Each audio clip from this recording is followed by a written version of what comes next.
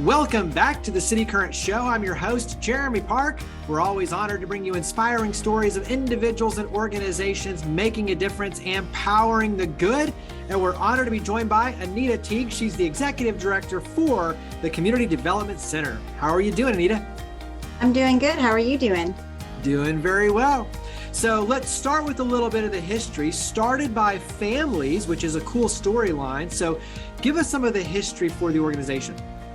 Yes, so this is our 50th year in existence. So in 1972, our founder, Sarah Hunt, recognized that there was a need for children with disabilities or special needs to also receive a environment where they can grow educationally as well as developmentally. And so she and families are the ones who really started the Child Development Center back then, as we were called. And they started in the basement of the Episcopal Church of the Redeemer here in Shelbyville and moved to a house. And then we built our center, and we have a center in Lewisburg and Pulaski and Fayetteville. And so there are needs everywhere, and especially in our rural communities. Services are not always as accessible as they need to be or should be. And so we are going and meeting them where they are. Absolutely. When you look at the growth over the last 50 years, to your point, grown tremendously, serving many different counties, offering a number of different programs and services. So talk about the numbers. When you talk about the stats, counties served, families served, give us some stats that stand out for you all.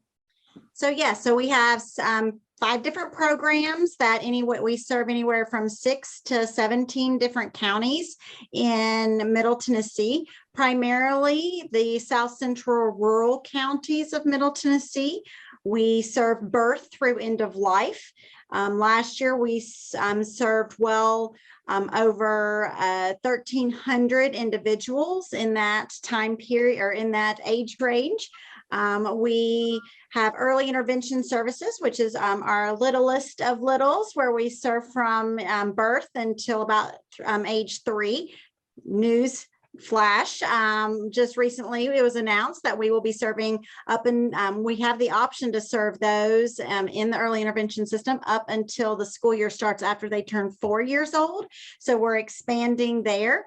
In that program, we serve 11 counties. We have our Children's Center for Autism, which is the only intensive ABA therapy center-based service of its kind in our South Central rural communities. It's open to anybody who can drive, and there is a waiting list because of that significant need. And that's in 2 different centers in Lewisburg and Shelbyville. We have our family support program, which is statewide funding. So every county in our state has this, and our agency serves 6 counties. And that is to hopefully reduce the financial stress of families caring for an individual with a developmental or intellectual disability, hoping to keep the family unit together so they can continue to care for them. We provide employment services for individuals of all abilities, veterans, physical disabilities, medical disabilities, mental health, intellectual and developmental, of course. Through the Vocational Rehabilitation Center, we work in the school system to provide the early, or what we call pre-employment transition services. We work with those that have the most significant intellectual disabilities on the Medicaid waiver. And we also offer a senior equipment loan program, which is durable medical equipment for seniors at no cost to them. So to your point, I mean, you talk about all ages and ranges and everything else, very encompassing and holistic in terms of the approach as well. Dive into what that means for your team, because when you look at what you do, a lot of specialization, but also a lot of unconditional love and consideration and empathy. So talk about your team. My team is amazing. I just can't stop glowing when I think of my team. We are just under 50 staff, and each program has their own staff, have their own requirements. A lot of these programs are programs that we are contracted through the state to provide. So we have social workers, we have educators, we have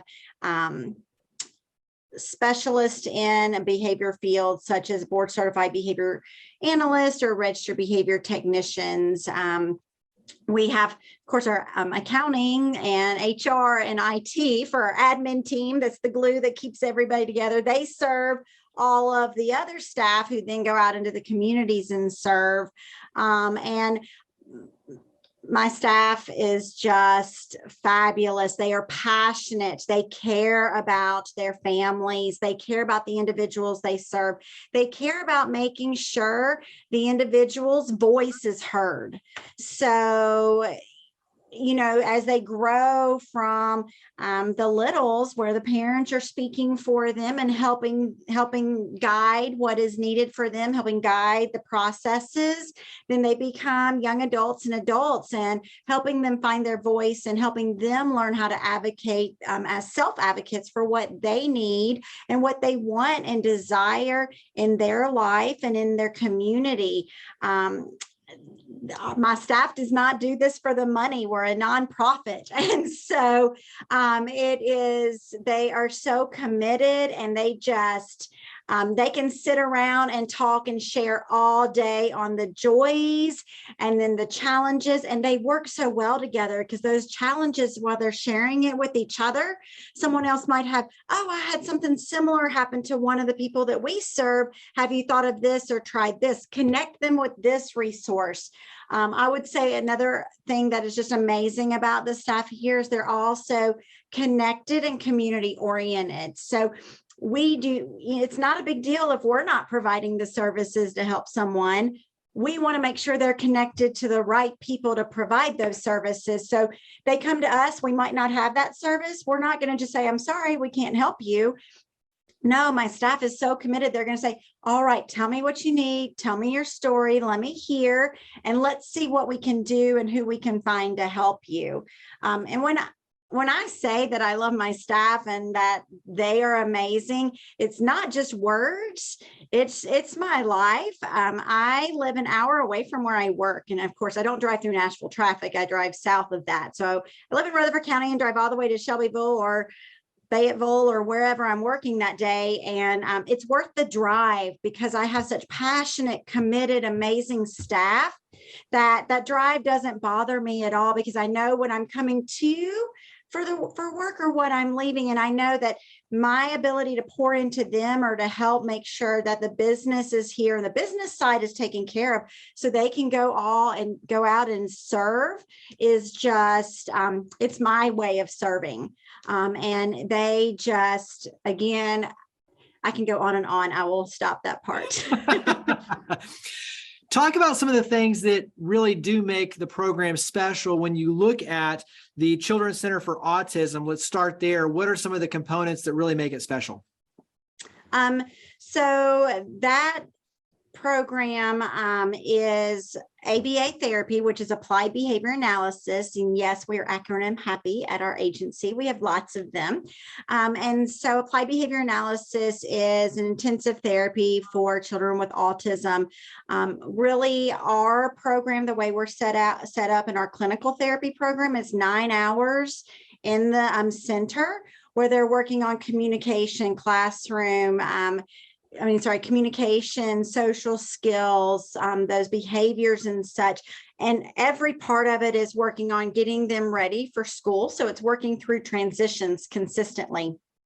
We know majority of kiddos do not like change, and that also goes for those that might have special needs or have certain behaviors or fall on the autism spectrum. And so really working with that, because when you get into K through 12 school, you're transitioning, whether you're in one single class or you're transitioning from class to class, you have to go to gym, you have to go to the bathroom, you have to go to the lunchroom, you might have a substitute teacher. Those are all transitions. And so really working with them, that staff is they have so much fun. They have pajama day, they take the kiddos, helping them and working with them on a lot of sensory and pretend play.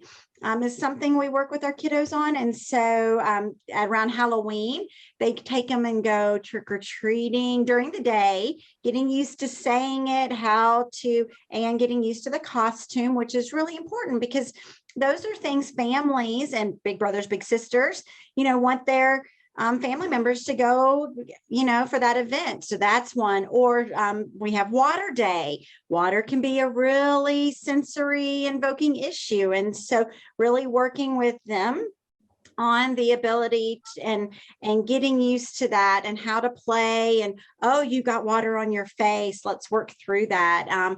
Our early intervention program, which is known as the Child Development Center, all throughout our communities, and the Children's Center for Autism, they work hand in hand.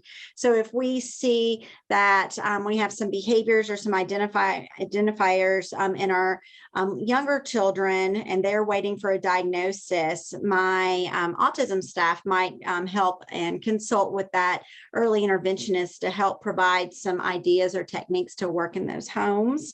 And so it's just a collaborative effort across the board here at our agency. You mentioned the employment, and so talk about some of the components that make that special, and that will lead us into how the community can get involved, especially when it comes to jobs. So talk about the employment. I will just say here that it is very important for everybody to hear that people with all abilities have, if they have a desire to work and be involved in their community, we want to help them in those efforts.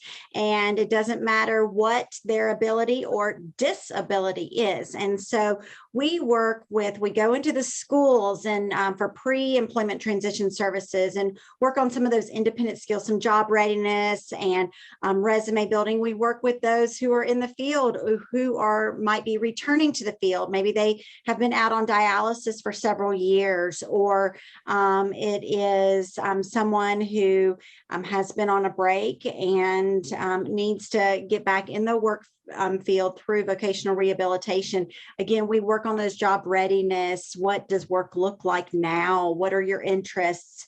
What is something that you are able to do and that you're interested in doing? And then we help them find those jobs and be able to place them in those jobs through those two processes.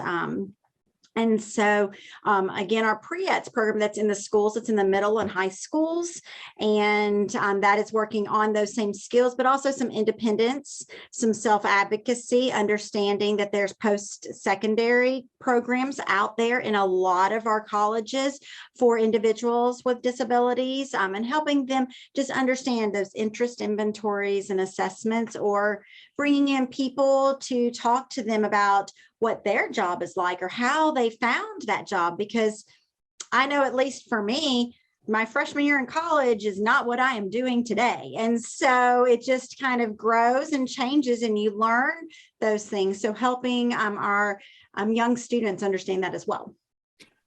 Talk about the ways the community can help. You have upcoming events, and so those are easy ways to plug in. You mentioned everything from coming in, talking about your career, volunteerism, job opportunities. So I think there's many ways the community can get involved, but go ahead and talk about upcoming events and ways to get involved. Yes. So our next event that we're having is in Bedford County. Is for our Bedford County Child Development Center and Children's Center for Autism, and it is the Pencil Country Classic Golf Tournament at Riverbend.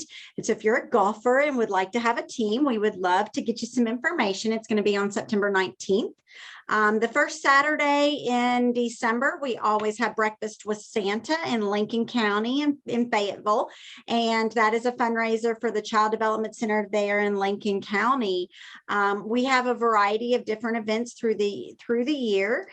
We do Giving Tuesday, of course, and being from Middle Tennessee, we participate in the Big Payback every May. So there's all those opportunities, because as a nonprofit, we do have to fundraise, but we look for opportunities for people to get involved and serve. And so really looking for people in the communities and, those all the South Central Middle Tennessee communities who are interested in serving by potentially being advisory board members, so they can advise us on community outreach opportunities and activities and talk about the needs of their specific community, because we know none of our counties, none of our communities are exactly alike. So when I work with my Marshall County Advisory Board, it's very different than working with my Giles County Advisory Board, because the communities are unique and we want to respect and celebrate that.